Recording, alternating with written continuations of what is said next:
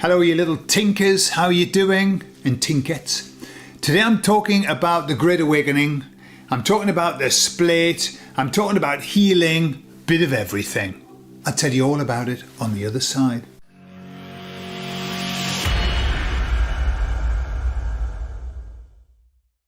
So you know in the last video, the second last video, the emissaries were talking about how things would be after the split happens. When we get into it, and it just occurred to me, I never asked them about healing. And let me tell you what happened. So, of late, I've been doing courses. I've been running courses on the Spanish part of my business. Because of that, I've had to get caught up, and twice it's happened in the space of a month where I've had to do 2 weeks worth of work in 1 week. What does that mean for me? That means that I've got a hold of my mouse like double time, doing a lot of computer work and editing videos and everything. And what happened was I got what I would call static load problems in my shoulder and like pains coming down my arm. They're getting better, but man, I must have severely overdone it. And what happens is with me, I've had it before, I get this static load and it affects a nerve that goes all the way down my arm. And it's so bloody painful. It's not like pain as in, it's slow, throbbing, wakes you up at night. So anyway, I'm lying in bed just before we go to bed, and on a night time, our boys come in. We're all in the same bed together just before we go to sleep because we do like this little ritual, a little prayer thing and some affirmations and stuff. It's really nice. We all do it together. And my son, my youngest son, Damien, I've always thought that he had like special hands. I always thought that his hands, when he would touch me, sometimes when he was a baby, he would touch my face, and I would get this feeling of like, ooh, I'm liking that. That feels really powerful, really like hot hands and everything. So I'm lying there with like feeling sorry for myself with my arm, thinking, will I get to sleep tonight or not? And I said to him, just touch my arm and see if you can heal it. Just heal my arm, okay? I never asked him to do anything like that before. So he put his hands on my arm and he was sliding them up and down like this. And he's just doing that, sliding them up and down. And then he put his head on my arm and he said, and I hope this gets better for tomorrow. And then he went to bed. And then, within about 10 seconds, all the pain went from my arm. I was like, whoa, what? Now, I know you might be thinking that just could be like a hypnotic suggestion that I think that he's healed me. It could be a placebo effect. I don't give a shit. He put his hands on me, put his head on, said, I hope it gets better tomorrow, and the pain went. Okay? So it got me to thinking about, after the split, you know, we're all, especially people who watch this channel, we're all healers in certain ways, aren't we? And so I said to the emissaries, will we be healers? You know, will we be healers in this in after the split? And they said, yes, at the beginning. At the beginning, there will be a need because people will be bringing all kinds of residue with them. They said there'll be a need for healing, and there'll be a lot of people who work on that, who their gifts will be accentuated and they'll start healing. But they said after a while, it won't be necessary. Because of the energetic shift that we'll go through, we will naturally heal anyway. So healing at the beginning, but later on not, because it's just not necessary. I suppose we'll be living in a constant med bed. It'll be like we'll be walking around, everything will be a med bed. So I was thinking about the emissaries talking about this, you know, and I'll ask them something, they'll go, yes, that's what's going to happen, no, whatever. And I said to them, so can you see the timeline? And they said, yes, we can. I said, so if you can see it, why can't you put time on it?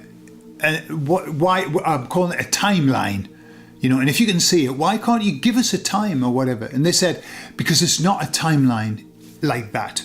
And what I'm aware of is that whenever they tell me something, especially when it gets into the details, I'm aware that this is extremely clumsy. The way that they've got to communicate it with me is to use the words that I've got. And I don't think that they can match or meet the standard of what needs to be said. So I think when I'm talking about what they've said, it's what they've communicated and the words I put to it. So I think it's a very clumsy way, that's why sometimes it sounds like, yeah, it doesn't really make sense. And I think it would if we could actually understand what it was that they wanted to communicate. Anyway, they said, rather than a timeline, what we are privy to is the proposal. They said, we see a proposal, the plan. But instead of using plan, they said proposal. It's like, what is proposed to happen? And they said, that is what we see. And that's why there isn't a time to it. And I said, why? Is that proposal mutable? And I said, yeah, absolutely. It's mutable. It can expand, it can shrink, it can change, it can move direction. And they described it as an energetic proposal. Right, that's their words. I don't know what that means. Energetic proposal. And I said to them, so could the split not happen? Could it not happen? And they said, yes, but it's highly unlikely because we are seeing the energetic pattern running out, and it's highly unlikely that the split won't happen.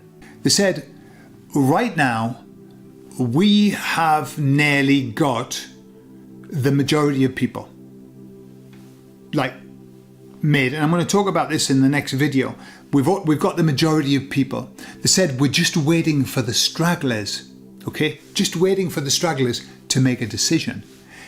And it's funny because I used to work from a network marketing company that sucked the very life out of me and sucked £40,000 out of me as well.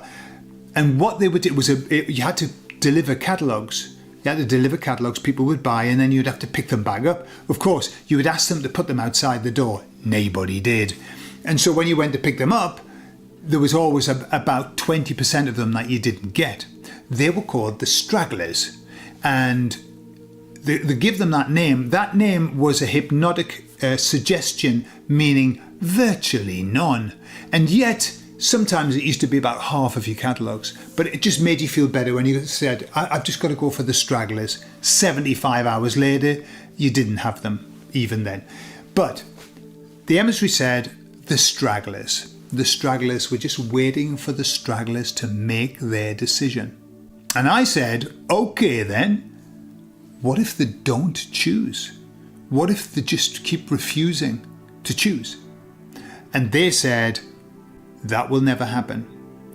The people that put off choosing, they said that their lives will be brought into crisis so that they have no choice than to choose their side.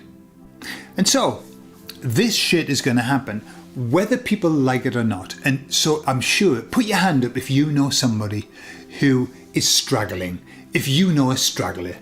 How do you meet the stragglers? The stragglers are the people who go, oh yes, I can see it all now. And then 2 days later say, well, I'm just off to have my, they're the stragglers. The people that you think, oh, make a decision, for God's sake. Just for my mental health, make a decision. Decide, put yourself in one camp or the fucking other. But they don't. They're the stragglers. And so the stragglers are going to be brought into crisis. Well, thank God for that. And I'm not saying that in a horrible way. Poor stragglers, if you're in crisis, then I feel for you, because we've all been in crisis. We've all had to go through that crisis. But it's about fucking time, if you don't mind me saying. So there you are. That's what's coming. We're on a proposal. We're on an energetic proposal, which can change, but it's very unlikely that it's going to change. And the stragglers, well, they'll just have to do their best to get through it. Just hope that when they straggle, when they decide, they come over to our side, because it's much better, because we are beautiful people. Are we not? And over that side, less so, as far as I can see. And so I'll finish with a little bit of advice. First of all, to tell you that I love you all. And the second bit of advice is just remember, when making decisions about going forward, just remember this phrase. I'd rather have a full bottle in front of me than a full frontal lobotomy. Goes without saying. I love you all. I'll speak to you all later. Bye-bye.